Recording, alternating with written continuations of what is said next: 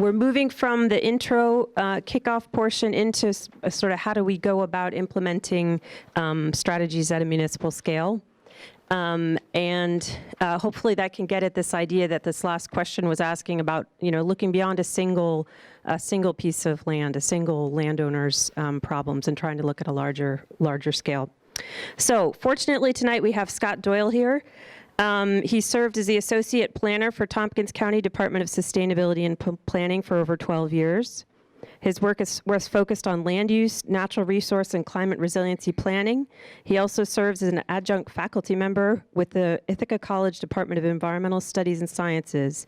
He's previously held positions at Cornell, the University of Oregon's Community Service Center, the Oregon Department of Land Conservation and Development, and the City of Florence, Oregon. He received a Master's of Community and Regional Planning from the University of Oregon Department of Planning, Public Policy and Management.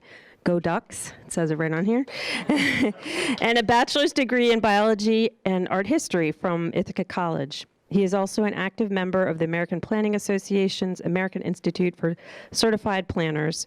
He proudly lives and works in Ithaca with his wife and 2 daughters. And really try to. Great.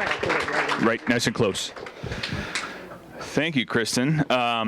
Thank you. It's great to be here, right nice and close. Jim, this is all right? Sound check 1, 2? Good, okay. I'm really happy to be here and to see 50 plus folks here on a Thursday night. It's great. A lot of things going on tonight too. I'm really here for 3 different reasons, I think.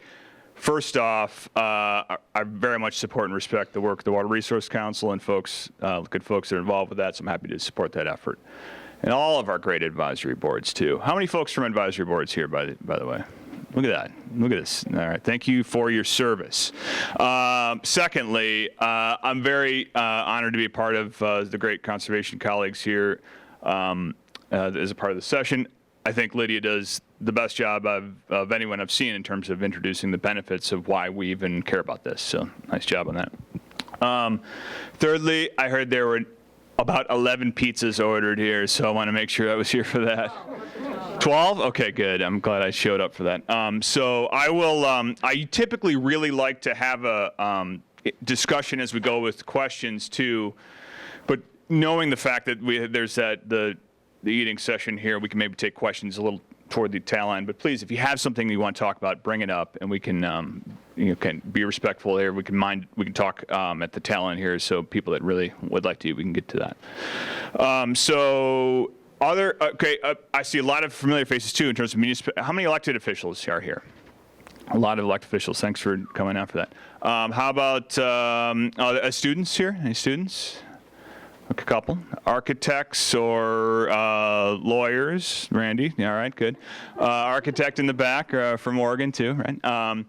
And how about other active citizens or other individuals? All right, good mix. All right, okay, yeah, great. Farmers. Oh yeah, okay, well that's a critical piece, right? You're an active citizen too, right? Okay, so what I want to talk about briefly is some of the work we've done, largely out of a grant about 10 years ago, and work that we've done as a part of that. So talked about a range of different protection tools. So I started about 12 years ago at the county. Back at that time, you may, if you've worked in this region for a while, you may be familiar with this original comp plan we developed in 2004. I came in a little bit after that, around 2007. And we had some of these policies in that plan, mainly 4 different things I want to point out here. We had a policy, of course, to protect water quality in our streams and lakes, really protect those stream corridors and wetlands. That was something that was an important policy at that time, and still is, certainly.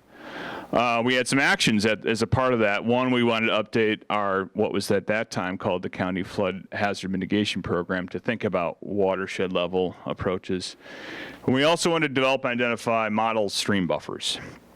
So I came in a little bit after this time, and my predecessor wrote a grant to DC in 2007, which was, of course, the Water Quality Improvement Grant that I think many of you are familiar with.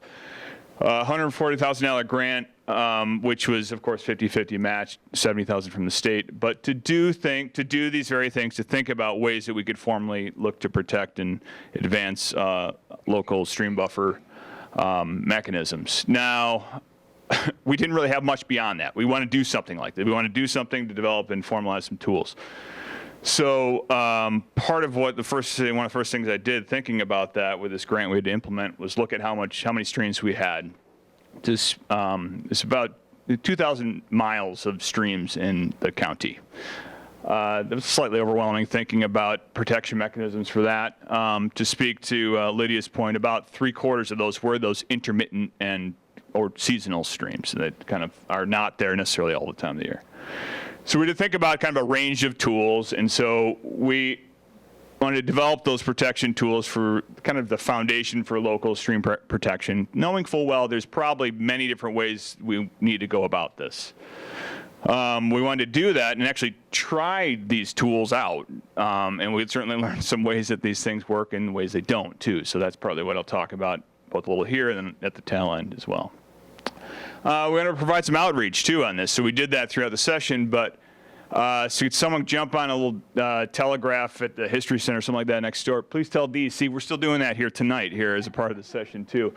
And that's partly another interest in coming here is to hear about all of you that are thinking through this in different types of ways from different types of land uses and different positions of learning through, basing, what are your experience with these types of tools, and also what can we do to refine these and make the next iteration of all these different tools.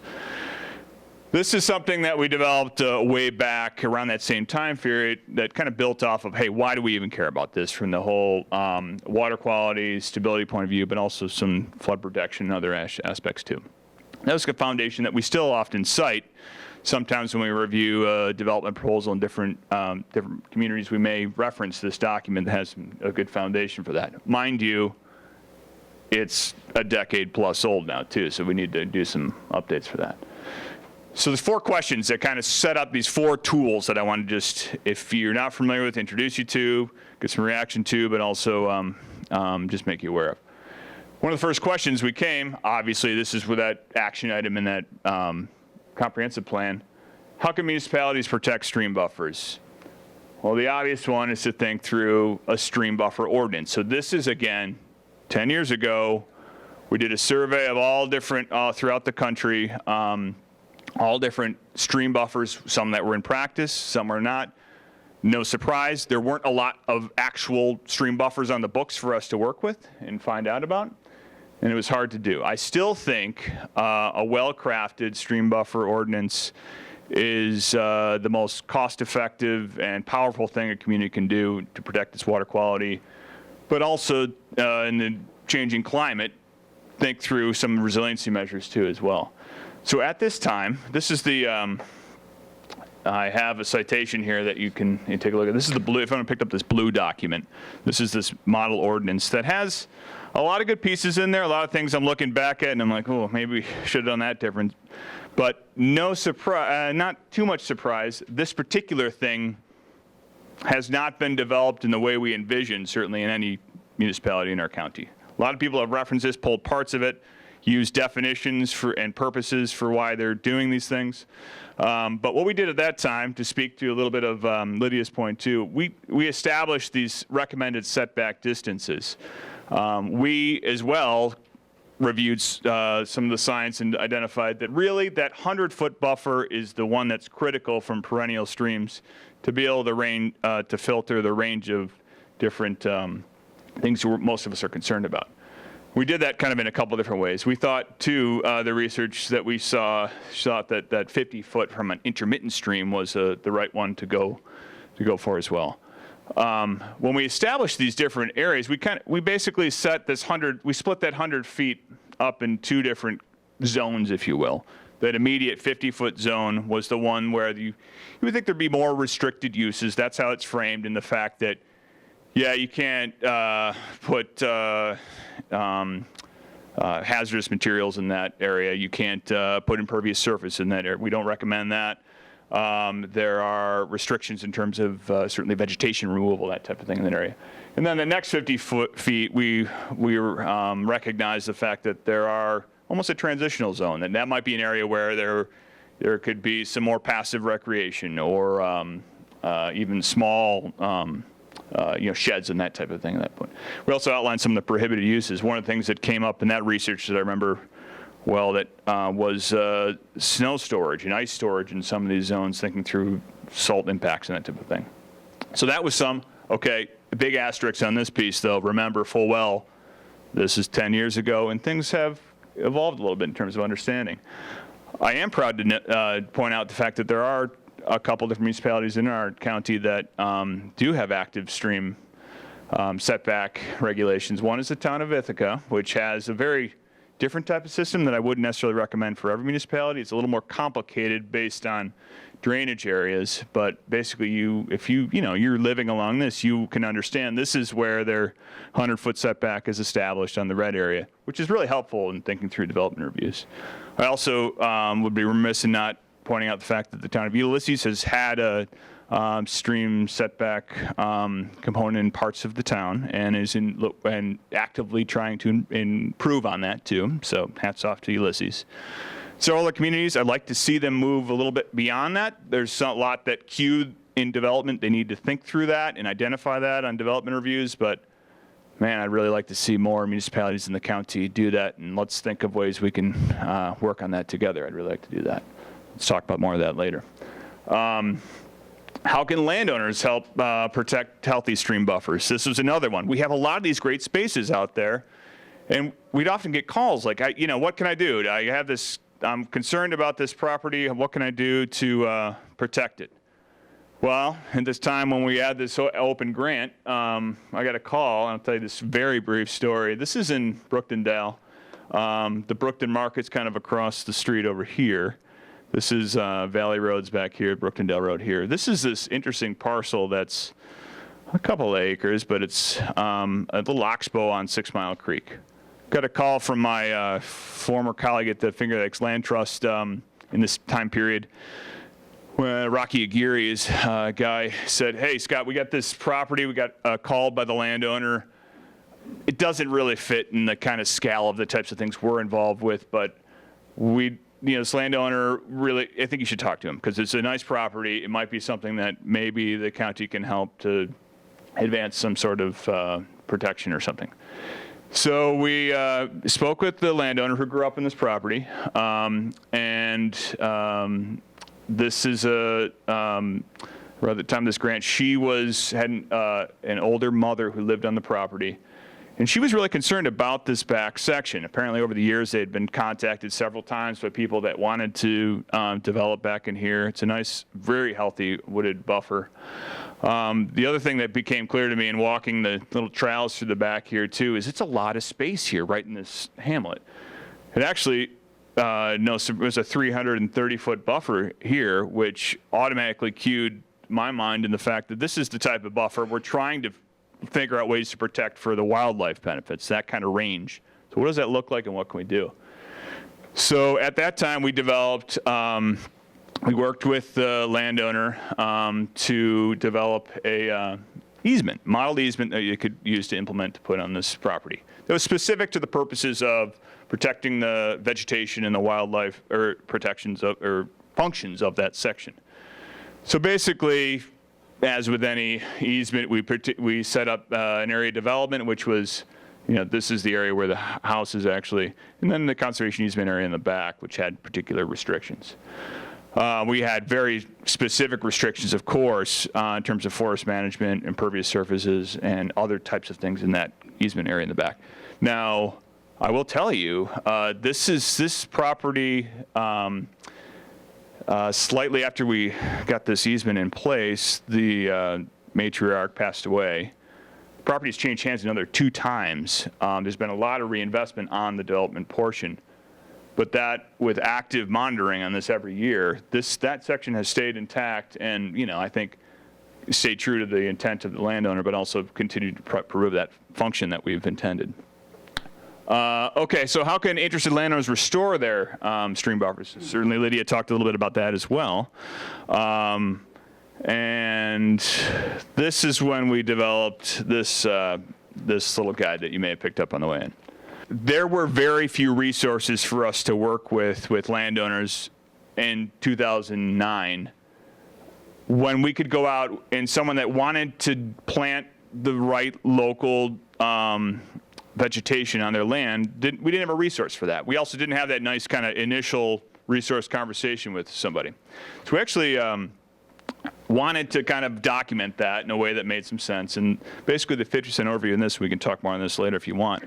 We hired a local artist by the name of Marissa Richards who worked pretty rigorously with me on some of our vision to kind of actually, she sketched out all these different trees. It is a limited scope in terms of the trees that you see here. There's certainly many more that are appropriate for our area that we don't necessarily have listed here, but this kind of, you leaf through it, it shows you kind of the range of particular, about a half dozen or so trees and about a half dozen or so, actually more shrubs and some native plants and vegetation as well. And then it goes on to show you, hey, where would you plant these things? How would you develop a buffer? Why would you do that? And then it gives you a little section in the back here that shows you, the whole kind of build layout, which you might have recognized from some of a similar thing from Lydia's slides as well. So part of what I love too is on the back end of this. One, this is a great thing to leave with the landowner to help inspire some pieces, maybe frame some ideas, but also developed a series of materials off of this, with her artwork too. I couldn't help but notice DEC had actually utilized a very similar schematics in a lot of their materials after, and actually DEC has some excellent resources now moving forward, but I'm happy to hear that this grant, I think, helped to move some conversation and develop some added resources, and there's many more great resources today. So we did many plantings throughout the community. This is one of the great things that, a little bit of this grant money that we used with some of our local match to do some streamside plans. This one out by Virgil Creek with some actually Hobart William Smith folks came down for that. I still can't believe that. This is up on Fall Creek. We could buy plant materials and develop. This is up on the Thompson Research Farms, Cornell property. This is a Boy Scout, Girl Scout group. We worked right next to the field. This is another one from a Fall Creek site, Cornell group that helped us plant this. A lot of fun, these pieces, but actually a lot of work on these pieces too, and we'll talk a little more about that in a little bit. This is one that was actually quite helpful in terms of practice, that this is the research farm as well. They actually see some plantings out here. They changed their practice in what they mow to allow these plants to grow, and a lot of them have been doing quite well. This is there's some research habitat that's kind of gone on with that, but also practices for mowing again have changed there. This is also an area, if you know the area very well, that gets quite wet. So we learned some things too in terms of wet-footed species here. This is a sweet action shot from yours truly this summer, doing a little maintenance at that site as well. And this is a sycamore that we planted back then. This is not even the largest sycamore on the site, but that's just a reminder that you come take your eyes up. These things actually do make a difference over time. This is another piece that we did as a part of this project you might recognize. This is the Cuga Street Bridge at Fall Creek. This is a site we saw people parking all around this site, and it was like a parking lot, it's across from the high school. And this is more of a demonstration site, and you can still see it today as it's really showing. We planted this again. This is a GIAC Summer Conservation Corps helping us with this planting. High school students helped with planting as well. And this is pretty tough. Tompkins County Highway helped to prepare the site. Actually, even had some compost on the site that had some. Found out later some roadkill in it. Some strange skeletons came out of that later on. But the key piece on this, and the main piece that I use even to this day on this site, and you'll see it, and hopefully you remember this. It's not the typical streamside planting that I think would really advocate. This is Fall Creek here. What this does is shows you from Fall Creek to basically the point where we pulled this out, the planting, and put the stones up. That's 100 feet. So it was a visual representation to say, that's what that looks like. Here's some of the trees and other things we'd plant there. But it's a large section, but it's not really as large maybe as you might think. So refining the planting guide, yes, added species, and that's some of the things that I think would be important to recognize. Certainly the size of things we found were really critical. A lot of course, bigger things do bigger over time. Support materials are really important. Hey, what are you using for kind of weed maps? And hello, the deer protection was a critical piece. We found out the hard way that you do need to invest in that. You need to think through that on the front end. Of course, maintenance too. And DEC has developed this resource as well as on your resource sheet. A lot of great resources now. How you plant a tree, how you maintain, how do you build a maintenance schedule, that type of thing. So planting guides were helpful as another tool. If you're keeping track at home, that's the third tool I think I brought up there. Okay. The last one, I mean, how can public investment in stream buffers be protected? I'm very proud of all these pieces that we kind of learned as we implemented them. This is the one that I'm strangely the most proud of, though. Something we developed called a riparian protection agreement. I should note, too, all of these tools, the regulatory tool, the easement, we actually use this money to hire a local land use attorney to help us vet this and think through this. It's not to say we actually implemented 2 different easements. I mentioned the ordinance wasn't implemented locally, but there was some added outside thought gone into the legal piece. One of the things that I've always had concern with when we're doing these plantings, and actually any stream side or any project we're investing in, was public investment on a project where we could engage a landowner to participate, and not require. It used to be practiced where we do almost a matching fund. Hey, we'll do $5,000 of plant materials. You have to do $5,000 worth of other materials or site prep or whatever. That never seemed right to me. It also helped that it was an impediment, I think, to implement some projects. But what we saw now as an investment is, hey, what if we had people just formally commit to protecting property? How can we do that? So we talked to this attorney about this, and he said, well, why don't we can basically do a small scale agreement, survey the property, the area you're talking about, and have a clear kind of restrictions on what you can do there. So what we in essence did is a couple of page document, and that's I think the pinkish one that is out there too, and it's also available on our website. This is something that if we're doing a planting or doing another stream side project, we say, hey, this is great. If you want to be involved with this, we're going to need you to commit. We're going to need you to commit to not taking those trees out, or not. We're going to make sure you're not going to build a shed in the area we just planted, that type of thing. This is something we survey off these properties, survey off this buffer area. We actually even paid for some grant funding. I want to use my props here too before I do. To develop special survey pins that says Tompkins County Riparian Buffer Area that establish this distinct different area. And we allowed certain activities in buffer areas, but also restricted others. And we wanted to make sure that, again, the basic example, making sure the plants could grow. And this is, in fact, signed by the landowner, notarized, and signed by the county as well, and filed with the clerk with the property. So the thought was, first of all, I said, well, we can. That's how that works? And I remember the attorney saying, yeah, of course, you can file anything with a deed. You can file anything with your property. But this is partly the benefit. This makes it clear that there is certainly an investment there, not only for the existing landowner, but also future landowners as well, so that they know there's this investment and an expectation there. It doesn't necessarily go down to the fact that you need to maintain the property, but you need to allow for that buffer area. And we did it in a similar way to the ordinance. You have more restrictions closer to the creek and then less further out. So this is something like, even on some sites where we had some concerns on the planting, this is on 6 Mile Creek, we basically established this line up here to make sure it had a chance to let the plantings do what they were wanting to do. So again, as a reminder, these are the 4 tools that we had suggested for implementation, and we've learned things from each of them. And I think we've implemented and used those last 3. Of course, the ordinance is one that only local governments could, in fact, utilize. All of these pieces are on our county website. It's also noted on that resource pages as well. And the things that I feel like for your communities to implement these, or you're advocating for that your community would use this, I think it's a good starting place. So of course you want to utilize things that are going to make more sense for your community, but it's a good starting place. And I'm happy to tell you some of the things that I felt like have worked well and some that haven't as part of that. there's that hard-hitting website as a part of that piece. Again, that's the it's just the water resources section of the county planning site.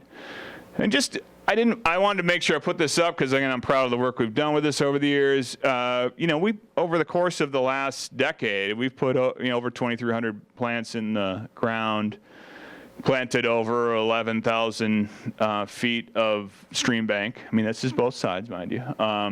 5 different watersheds, 7 different creeks, 7 municipalities. And we've utilized at least 4 different nurseries, 5 different landscape firms.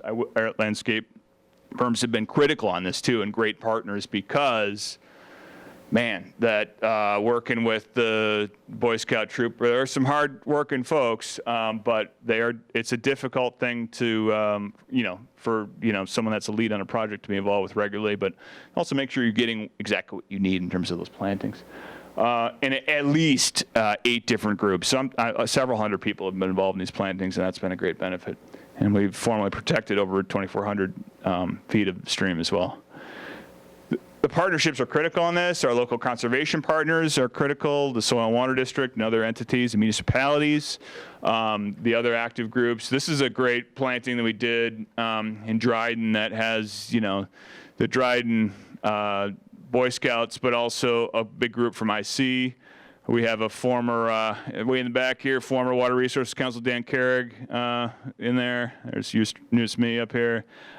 Great partnerships, enjoyable pieces, again, but these plantings are fun with groups, but this is not something we need to lean on as a long-term strategy. You really actually need to invest in these and pay a little bit more for these planting projects in particular. So I encourage follow-up. I really want to talk more about this, and I want to be mindful. I didn't want to get too deep into these resources, but I want to talk to you more about your ideas and concerns about these things.